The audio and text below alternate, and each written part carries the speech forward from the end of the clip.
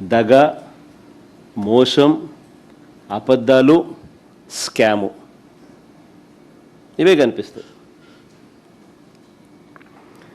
చంద్రబాబు నాయుడు గారు రాగానే చేసిన తొలి సంతకం 5 సంతకాలు చేశాడు. తొలి సంతకాలు అంటూ దానికి నానా హంగామా ఆర్భాటం కూడా చేశాడు.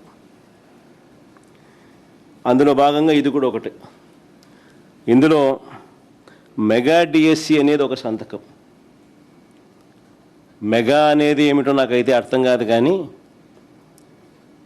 ఎందుకంటే ఇందులో 6100 ఉద్యోగాలు మేమిచ్చిన నోటిఫికేషను, ఆయన ఇచ్చిన చరిత్ర కాదు, మేమిచ్చిన నోటిఫికేషన్.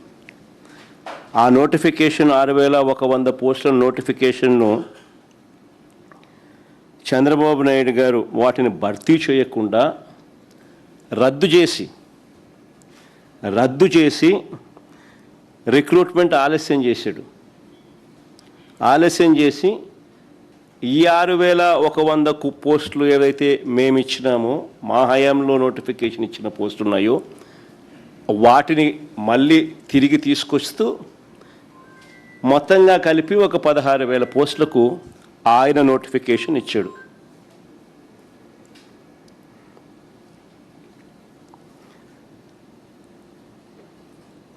ఇచ్చిన ఈ నోటిఫికేషన్లో చివరకు లీకులు చూస్తూ ఉన్నాము, అక్రమాలు చూస్తూ ఉన్నాము, స్కాములు చూస్తూ ఉన్నాము, అవకతవకలు చూస్తూ ఉన్నాము.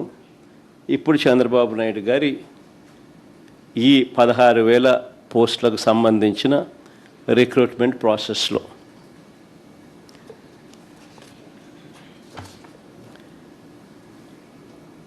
నిజంగా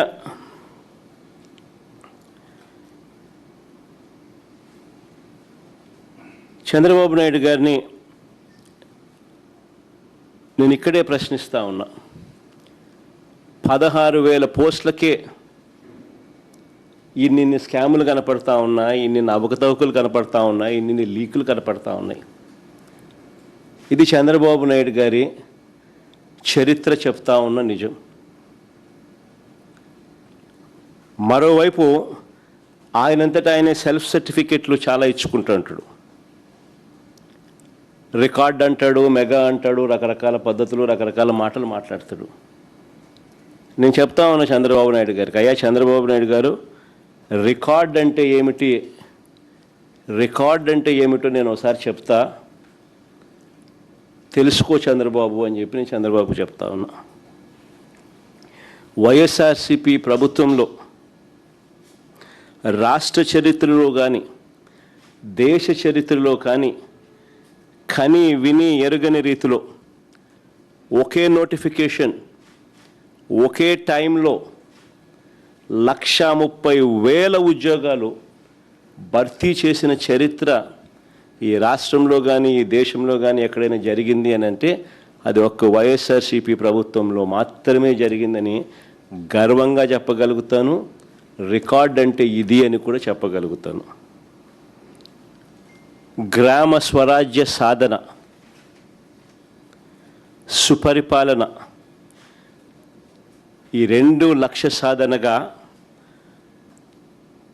ఉద్యోగాల చరిత్రలో ఓ సువర్ణ అధ్యాయం రాశాం. ఎవరు బద్దలు కొట్టలేని ఓ రికార్డును ఎస్టాబ్లిష్ చేశాం. మే 30వ తారీఖున, మే 30, 2019 నేను ముఖ్యమంత్రిగా ప్రమాణ స్వీకారం చేస్తే, I repeat the date again, May 30, 2019 నేను ముఖ్యమంత్రిగా ప్రమాణ స్వీకారం చేస్తే ఆ నెక్స్ట్ 50 రోజుల్లోనే, ఆ నెక్స్ట్ 50 డేస్లోనే, అంటే జూలై 19 జీవో ఇచ్చాం. జూలై 25 నుంచి 27 మధ్య నోటిఫికేషన్ ఇచ్చాం. జూలై 27 నుంచి ఆగస్టు 10 వరకు అప్లికేషన్లు తీసుకున్నాం. సెప్టెంబర్ 1 నుంచి సెప్టెంబర్ 8 వరకు పరీక్షలు నిర్వహించాం. 2,800 సెంటర్లలో 19 లక్షల మంది పరీక్షలు రాశారు. ఎక్కడా కూడా ఒక్క తప్పు జరగలేదు. ఎక్కడ ఒక్క తప్పు జరగకుండా, ఎలాంటి లోపాలు లేకుండా అందరి విశ్వాసాన్ని పొందుతూ ఏకంగా 1,30,000 కొత్త ఉద్యోగాలు, శాశ్వత ఉద్యోగాలు మా ప్రభుత్వంలో ఇవ్వడం జరిగింది. నిజంగా ఇవాళ ఆ ఉద్యోగం పొందిన వాళ్ళంతా కూడా మన కళ్ళ ఎదుటే కనిపిస్తూ ఉన్నారు. మన గ్రామాలలోనే మన ఇళ్లకు సేవలు అందిస్తూ సచివాలయాలలో కనిపిస్తూ ఉన్నారు. అక్టోబర్ 2వ తారీఖు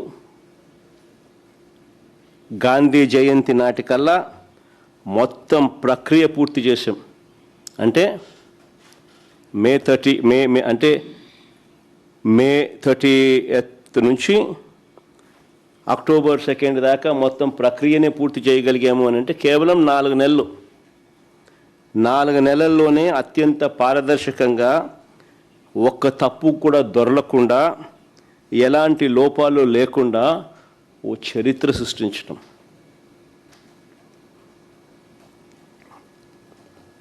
కానీ ఇవాళ చూస్తే చంద్రబాబు నాయుడు గారి పరిస్థితిని ఒకసారి ఇవాళ గమనిస్తే, మెగా డిఎస్సి పేరుతో, ఫస్ట్ ఆఫ్ ఆల్ ఇది మెగా అనేదానికి కూడా అర్హత లేదు. మెగా డిఎస్సి పేరుతో 16,000 ఉద్యోగాల భర్తీ ప్రక్రియను చూస్తే,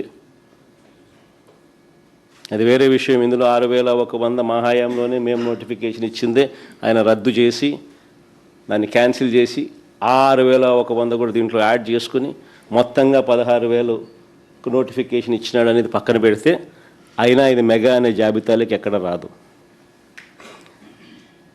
కానీ ఆ మెగా డిఎస్సి పేరుతో ఈయన నిర్వహించిన ఈ 16,000 ఉద్యోగాల భర్తీ ప్రక్రియ చూస్తే ఎంతమంది ఆవేదనతో ఉన్నారు ఈ రాష్ట్రంలో అన్నది కంటికి కనిపిస్తూ ఉంది. వీళ్ళు చేసిన గోల్మాల్ వ్యవహారాలతో, వీళ్ళు చేసిన స్కాముల నిర్వాకం వల్ల ఎంతమంది కన్నీళ్లు పెడతా ఉన్నారు ఈరోజు రాష్ట్రంలో కనిపిస్తూ ఉంది. నిజంగా ఎంతమంది రోధిస్తూ ఉన్నారు అన్నది కూడా కనిపిస్తూ ఉంది. గవర్నమెంట్ అంటే ఒక భరోసా. అలాంటి భరోసా ఈరోజు పోయిన పరిస్థితుల్లో ఈరోజు ఈ రాష్ట్రంలో ఈరోజు మన పిల్లలు, జెన్జీ పిల్లలు ఇవాళ కొట్టుమిట్టాడుతూ ఉన్నారు.